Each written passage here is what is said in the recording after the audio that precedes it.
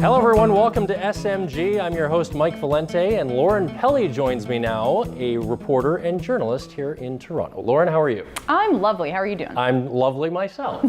Tell us about your start in journalism. Take us back. I know you worked at CHCH as a reporter. Also started at the Toronto Star with an internship there. So tell us about your first experiences in the journalism world, what the atmosphere was like, what you learned, that kind of thing. Well, it goes back more than 10 years now.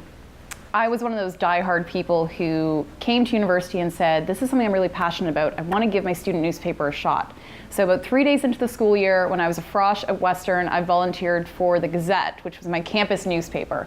And I fell in love. I considered going to business school and stuff like that. And I said, to hell with that. Why don't I do something that is longer hours and less money? And I fell in love with it. So I was at my student newspaper the entire time I was at Western. I went back for my master's in journalism. I stayed at the paper.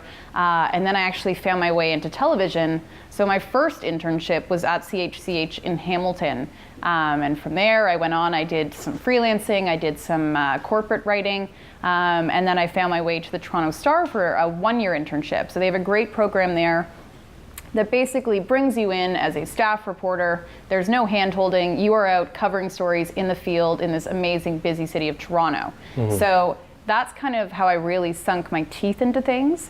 And I ended up being hired on permanently at the Star, and now I've found my way to CBC, which has just been another exciting ride. But you were at the Star during some pretty big stories that they broke. I don't know if you can talk about that, or maybe not the story itself, but what it was like being there during, say, the Rob Ford scandal or Jian Ghomeshi. Any of those stories?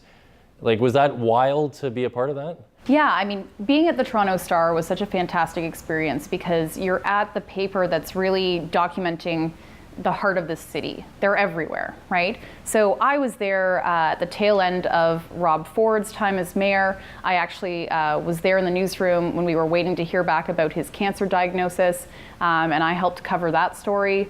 I was there for the Jian Ghomeshi scandal and helped cover a piece of that as well, giving a more personal account on my take on things.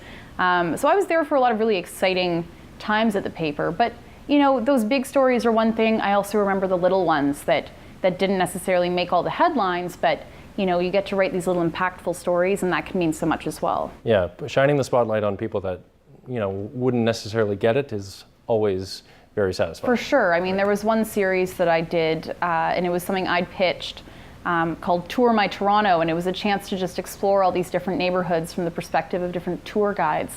And I'm born and raised in Etobicoke, Ontario, but I got to see the whole city through all these different people, which was fascinating. And it really gave me a window into how different people live their lives and all these different perspectives on, you know, everything from Regent Park to the West End communities and all these different spots in Toronto, all the way to Milliken, places that I normally wouldn't necessarily stumble across in my day-to-day life. So that's one of the things I love about my job, to be honest. What's it like competing for stories with other journalists? Is that as common as we might think? So I don't look at journalism as a competition the same way that some people do. And I know that, you know, we check our numbers online in terms of web traffic. Obviously there's TV ratings and things like that. But my thing is, you should always be driving for good original journalism. You should be digging up those stories that no one else is talking about, which in a way I guess is competing, but it's really about telling the stories that matter to your community. Mm-hmm. So for me, it's not about looking at what CTV or CP24 is doing. I want to say, what stories can I tell that are different and that are going to matter to people? And I'm not going to look at those and compare them to someone else's. I want to be the best that I can be as a reporter. Have you ever covered a story that you felt really strongly against and you were met with that moral dilemma? And if you did, how did you kind of battle and manage, maybe perhaps resolve that moral conflict for yourself? And if you chose not to do it, what were the consequences? So I had an assignment once when I was at the Star, and I was an intern at the time, so when you're an intern, you say yes to everything. Mm-hmm. But I was given an assignment from one of the editors, and he'd found an obituary in our own paper of this young woman who died, and she clearly had a few kids, and he just said, this is just a bizarre story. How did this woman die? And I kind of look at it and go, okay, well, you know, it's clearly something tragic, but she's not a public figure. Do I want to go invade this family's privacy for what? You know, am I bringing them more grief than they need? Right. But again, being an intern, I was like, all right, I've got the assignment, I have to do it, even if I feel a bit uncomfortable about it. So I reached out to this family, and this man was a young widow, and he was very hesitant to speak to me. He turned me down at first. I had to convince him, and it was quite an intense process. I remember looking at this 6'4" guy breaking down about his wife who'd passed away. And I had to convince this man to tell me, a complete stranger, his story. Why? You know, so what I said to him was, look, your wife was obviously very loved by your family, very loved by the community. She was a young teacher. And I said, maybe this story is something that you can share with your kids one day. So anyway, eventually he agreed to do it, and we put out a story, and I thought it was a lovely little piece, and I did the best with it that I could, you know. And after doing it, I had a good cry myself, because, you know, I did feel like I'd invaded this person's grief and had to sort of, you know, unpack all of that and then create a narrative out of what this family was feeling. And then I left it alone. I went back to my day-to-day and covered a million other things, and then I got an email from him out of the blue one day.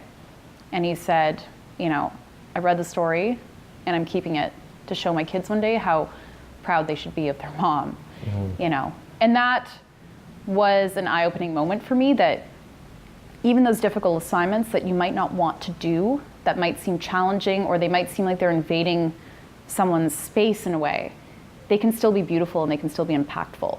So I always say to people now, say yes to everything, you know, just do them even if they seem like they're a complete challenge. Wow, that's quite the story. Good for you. What are some things about current journalism practices that you wish you could change? I think nowadays we're kind of entering this space where everything should be multi-platform. I don't think you can get away with having a TV reporter or a web reporter or a print reporter in particular. You need to adapt these roles to be able to jump in and tell a story in various ways. I think more and more people should be embracing, you know, something like telling a story on Facebook Live, where, okay, you know, not everyone watches TV anymore. I don't actually have cable, and I work in television. But Facebook Live is a new way to tell those stories. It's live and in the moment, like a TV broadcast, but it's telling in a way that, you know, younger people who might not use television, it's still providing that video experience. So I think, you know, the whole industry needs to shift to multi-platform, and especially the legacy media. So these older media companies really need to embrace that and get people on board with filing a story in whatever way it needs to be told. Freelance journalism is a great way for young journalists or new journalists to supplement their income. What advice would you give them to actually pitch their stories to publications? How do you get around that? Yeah, I mean, it's a tough one. There's no like one size fits all answer, but there are some things I've learned over the years that are helpful. So when you're pitching to someone, you got to keep in mind what is going on in an editor's head. They are incredibly busy. They're getting tons of emails a day from freelancers, from staff, as well as from PR people who are trying to pitch ideas for their companies. So how do you stand out in that cacophony of stuff that they're getting in their inbox?